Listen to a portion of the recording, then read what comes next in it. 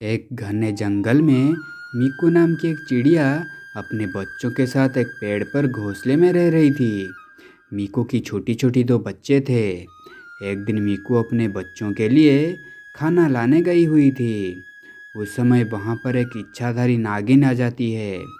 नागिन की आधा शरीर इंसान के जैसा था और आधा शरीर सांप जैसी थी। इस पेड़ में तो बहुत से घोंसले हैं, यहाँ खाने के लिए जरूर कुछ मिल जाएगा। ये कहकर नागिन पेड़ पर चढ़ जाती है और मीकू के घोंसले के पास जाकर बोलती है, कितनी सुंदर सुंदर बच्चे हैं, इन्हें खाकर तो आज मजा ही आ जाएगा। हा हा हा हा। इनके नरम नरम मांस, आज तो पार्टी होगी। नागिन को देखकर मीकू का एक बच्चा बोलता है, ए नागिन, यहाँ से चला जा, नहीं तो मामा अंकल तुम्हें मार देंगे। हा हा हा हा। तेरी माँ मुझे मारेगी? वो छोटी सी चिड़िया मुझे मारेगी? ये जंगल में सिर्फ मेरी ही राज चलेगी। ये कहकर इच्छाधारी नागिन मीकू के दोनों बच्चों को मारकर खा जाती है और वहाँ से चली जाती है। शाम को मीकू बच्चों के लिए खाना लेकर लौटती है। अपने घोंसले में पहुंचकर वो देखती है कि उसके बच्चे वहाँ नहीं है। वो बहुत दुखी होती है और रोने लगती है। मेरे बच्चे कहाँ गए? अब इन्हें तो उड़ना भी नहीं आता। कोई तो कुछ मुझे बताओ, मेरे बच्चे कहाँ गए?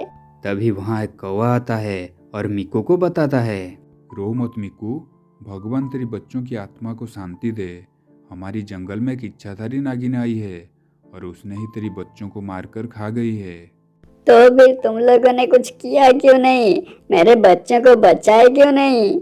तुम लोगों ने मिलकर उस नागिन को मार क्यों नहीं दिए?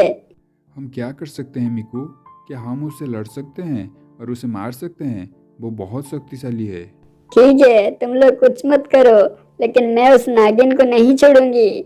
मैं निश्चित रूप से अपने बच्चों की मौत का बदला लूंगी। ये कहकर मीकू वहाँ से उड़ जाती है। कुछ दिन ऐसे ही बीत जाते हैं। मीकू सोच नहीं पा रही थी कि वो अपने बच्चों की मौत का बदला कैसे लेगी। वो एक पेड़ के टहनी पर अकेली उदास बैठी हुई थी। उसी समय वहाँ पर एक चुड़ैल आ जाती है। हा हा हा, अरे एक टूनी चिड़िया, आज तो मजा ही आ जाएगा। बहुत दिन हो गए चिड़िया का मांस खाए। आज तो ये टूनी चिड़िया का नरम नरम मुलायम मांस खाकर मजा आ जाएगा।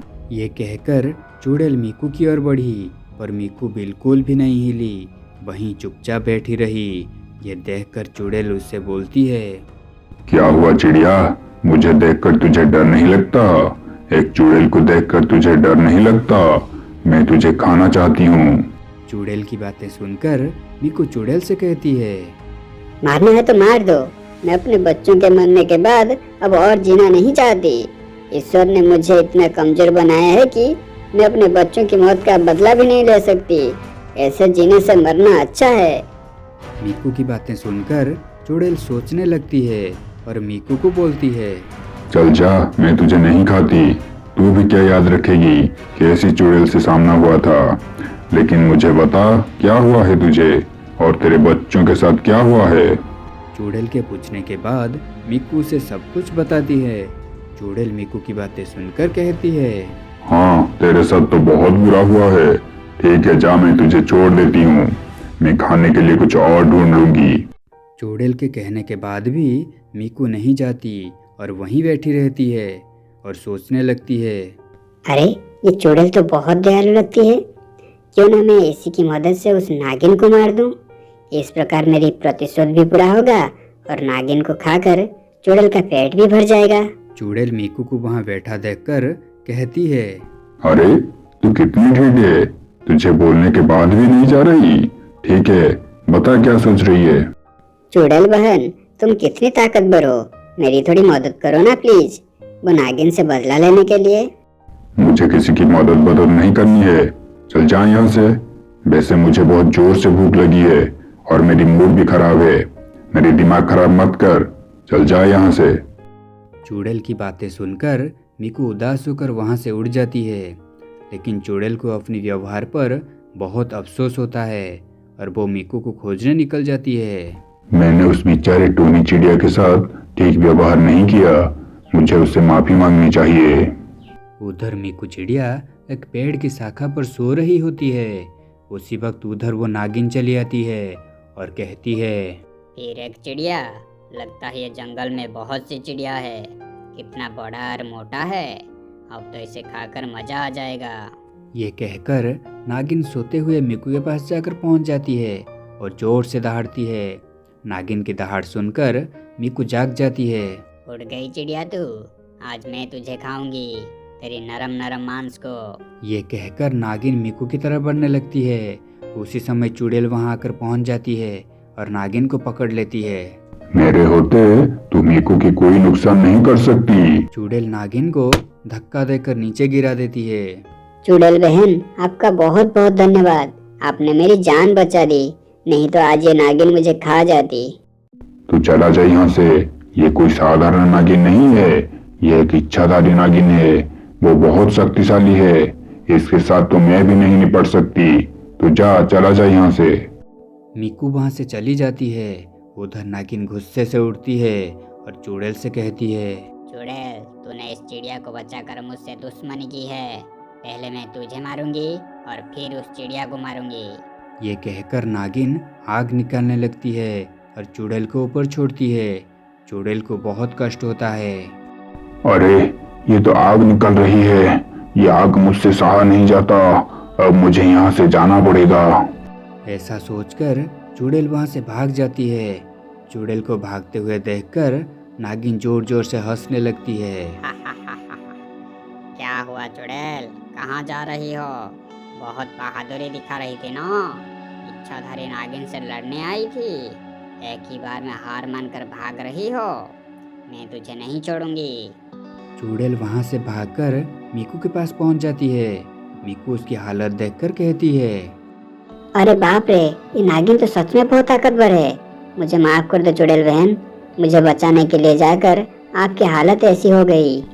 जाने दो मीकू, बहुत दिनों के बाद मेरे हाथों कुछ अच्छा काम हुआ है। अब जल्दी हमें उसका कुछ करना पड़ेगा, नहीं तो वो जंगल के सारे पशु पक्षियों को मारकर खा जाएगी। अरे चुड़ैल बहन, अब आप उस दुष्ट नागिन के साथ नहीं लड़ पा रही हो, और कौन उसके साथ लड़ सकता है? लगता है अब जंगल में कोई नहीं बचेगा। इस बीच चुड़ैल और मिकू को जंगल में आग जलते हुए दिखता है। यह देखकर चुड़ैल मिकू से कहती है, अरे मीकू, ये जंगल में कैसी रोशनी दिख रही है, हमें जाकर देखना चाहिए।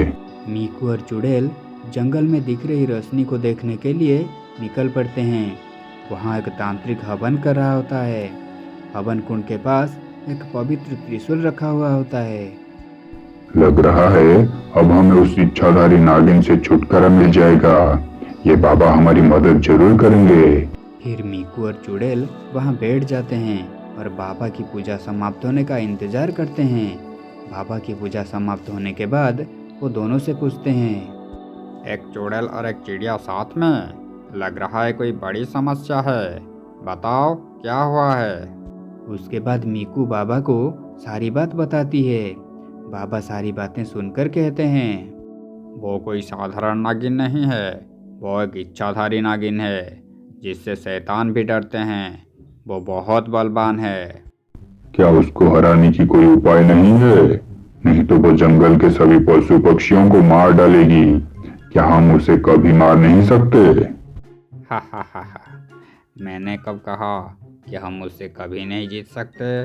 उसको हराना मुश्किल है, लेकिन नामुमकिन नहीं। जंगल में जलती आग को देखकर नागिन भी वहां आ जाती है। मिकू और चुड़ैल को बाबा के पास देखकर नागिन कहती है, हा, लगता है तुम दोनों अपने साथ ये बुड्ढे को भी मारोगे। हा, कोई बात नहीं, मैं भी बहुत दिनों के बाद इंसान का मांस खाऊंगी। ये कहकर नागिन बाबा को पकड़ लेती है। तभी बाबा चुड़ैल को कहते हैं, वो हवन कुंड के पास पड़ा त्रिशूल इसके सर पे मार दो, ये मर जाएगी। बाबा की बातें सुनकर चुड़ैल त्रिशूल उठाकर नागिन के सर पे मार देती है। त्रिशूल लगते ही वह जलने लगती है और कुछ ही देर में जलकर राख हो जाती है। फिर चुड़ैल और मिकू वहाँ से चले जाते हैं।